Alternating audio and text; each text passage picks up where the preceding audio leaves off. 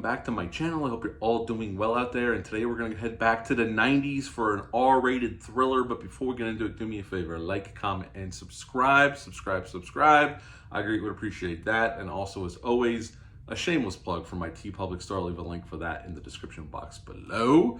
And today we're going back to 97, folks, for Turbulence. Yes, Turbulence came out January 10th of 1997. It got dumped in January.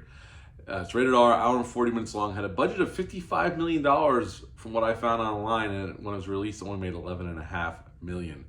Now, this film was directed by Robert Butler. Robert Butler, looking at his filmography, he directed a lot of things going all the way back to the 60s. A lot of TV work, a few movies in there, and this was his last theatrical film that he directed. He would go on to do some TV stuff after this. But he also, I didn't know this, but he directed a comedy that I like from the 80s. It's not the greatest comedy, I'm not trying to oversell it, but there's a comedy from 84 called Up the Creek that I really like. I remember watching when I was a kid, and I own it on Blu-ray.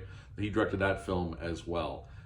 So yeah, just, you know, little 6 degrees of separation there. In this film has a really nice cast. We got Ray Liotta, he is the star of this film, playing the main bad guy. He's a serial killer that gets caught in the beginning of the film, playing his Ryan Weaver. Lauren Holly plays Terry. She's this flight attendant on this flight that he ends up on, being transferred to LA. Brendan Gleeson's in this film as Stubbs, another convict on death row that's getting transferred to LA. Jeffrey DeMunn's in this film. Rachel DeCoggin, who she was in Total Recall and a bunch of other films. She was in Con Air. She's in this film. Catherine Hicks from Child's Play fame's in this film. It's a great cast in this film. And they're all good here, especially Ray Liotta. Ray Liotta is great here. Lauren Holly's performance, she's okay here. Anyway, Ray Liotta's character, Ryan Weaver's caught right in the beginning of the film. He's a serial killer, been on the loose for a while, killed a bunch of different women. He's being transferred to LA to stand trial, and was Stubbs. So they're being escorted by 4 U.S. Marshals. They're on this flight. It's Christmas time. This is a Christmas-themed thriller, and the flight's mostly empty. There's a few passengers on a huge jet, like double-decker jet, but there's hardly any passengers. Maybe 10 other passengers, 12 maybe on this flight. It has a full flight attendant crew and 2 pilots, and things go wrong, and the bad guys take over, and Stubbs gets killed by Weaver because Weaver takes a liking to Terry, and Stubbs was threatening her life, so he shoots him dead. Now he's trying to play the nice guy, because that's his thing as a serial killer. He tries to get in with a woman, becomes infatuated with her, and then he kills her eventually. And he's doing the same thing here. But he doesn't get enough time to get that relationship going, because things start going bad, because the pilots, well, the one pilot gets shot by Stubbs, the other pilot gets, through turbulence, hence the name, knocks himself out and kills himself. Well, he doesn't kill himself, the turbulence kills him, hits his head and ends up dying. So now there's nobody to fly the plane. Weaver reveals his psychosis, and Ray Liotta is great here. We'll get into more to him. And eventually, Terry has to land the plane. She's being coached by another pilot, and eventually she kills Weaver, lands the plane, and it's the end of Turbulence. So what do I like about this film? Ray Liotta is great here. If you've never seen this film is worth watching just for his performance as a serial killer, and he plays it beautifully. Beautifully. Great performance by him. I mean, by the end of the film, he's really over the top, like crazy. But I love how it just builds and builds. Like, he's underplaying it, the crazy, but you know he's crazy, and then he's getting a little bit more crazy, and then a little bit more crazy, and at the end he's just full on nuts, and it's great. It's a fabulous performance. Brendan Gleeson's great. He's not in the film as much, obviously. This is Ray Liotta's show. It's him and Lauren Holly's show. They're the 2 main. Everybody else is good, but they're the 2 main actors here. So it all comes down to them 2. They're on the screen the most, especially in the latter half of the film. Now, Lauren Holly is okay here. I go from her character does some dumbass shit, and her performance is a little uneven for me. By the end of the film, I'm digging what she's doing, but there's moments in the film I'm not digging how she's portraying this character.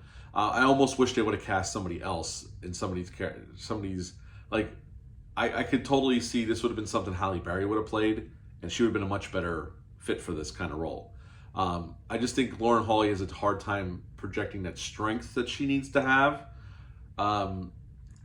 eventually she gets there, but it takes way too long and it kind of pisses me off. But the saving grace of this film, especially when it comes down to them two, is Ray Liotta. He is magnificent here. Obviously, this is a starring role for him. It's his show mostly, and he delivers. He definitely delivers. And, you know, in the early 90s, if you ever saw Unlawful Entry with Kurt Russell, he's great there too as the psycho cop.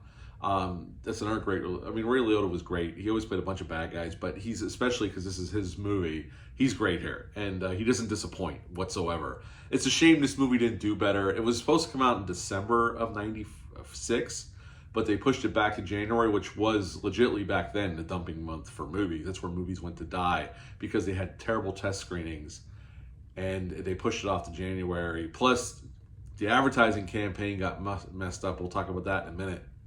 Any downsides? This movie's not perfect. It's not the best thriller ever.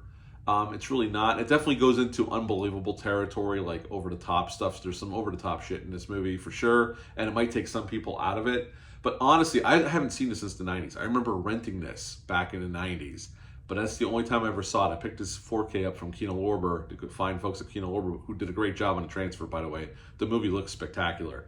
And it sounds great. It's a DTS soundtrack, and it sounds great. It's loud. It does everything it needs to do. I will say, though, this movie is very well directed. There's some great lighting choices in here where they have Ray Liotta's character, like by this point, the rest of the crew's locked up. He has them, they're off the board. So it's basically just him and Terry. And the lights are going off and on because they're going through a storm. And the lighting choices of just illuminating his face in the darkness, and you just see enough of him. It's really well done, and I dug what they did there. It really does set the mood for this guy's out of his freaking mind. And I think it's pretty well directed. And the effects, considering, they do a pretty nice job with the effects. It still holds up extremely well what they did. And, you know, obviously there's real shots of a plane, and it's got to be model work in there for sure. And then some effect shots, but the effect shots are pretty well done. There's only like one or two towards the end where she's coming dangerously close to hitting buildings in LA, and a couple buildings she does hit. There's a few quick shots where it looks a little off, but overall, for a movie this type from 97, well, this was filmed in 95, 96, they did a really nice job. So great job by the special effects guys, the set designers. The set's great. Obviously, they chose a really large plane to build a set so they could have a place to move the camera around. And it's all decorated in nines for Christmas. So this is definitely a Christmas thriller, but you can enjoy this anytime. This is definitely one of those 90s thrillers. They just go for it. And either you're going to be on board for it or you're not. Like I said, there is some over-the-top shit that don't make much sense. And Terry does some dumbass shit. But if you can look past that, there's a really great performance by Ray Liotta and everybody else, and it's a lot of fun if you just go with it. So at the end of the day, I would give this bad boy an 8 out of 10. An 8 out of 10 for Turbulence. Have you ever heard of this film? Leave a comment down below. Now, before we go, I was going to mention about the advertising campaign. MGM pulled the trailers and the advertising because in July of 96, a TW Flight 800 crashed. So they halted their advertising campaign in the summertime, and then they picked it back up in the fall. So I don't know if that had anything to do with the bad, and plus they pushed it back to January because of bad test screenings. So this movie kind of didn't get a fair shot when it got released. And it's a shame because the performance by Ray Liotta deserves to be seen. So yeah, 8 out of 10. I'm going to give this movie an 8 out of 10 for this one. I highly recommend if you've never seen it, you're into 90s thrillers. It's definitely worth checking out. That's it for this review. Let me know down below if you've ever heard of this movie, ever seen it. I greatly appreciate that. That's it for this one. I'll be back soon with another one. But until next time, bye.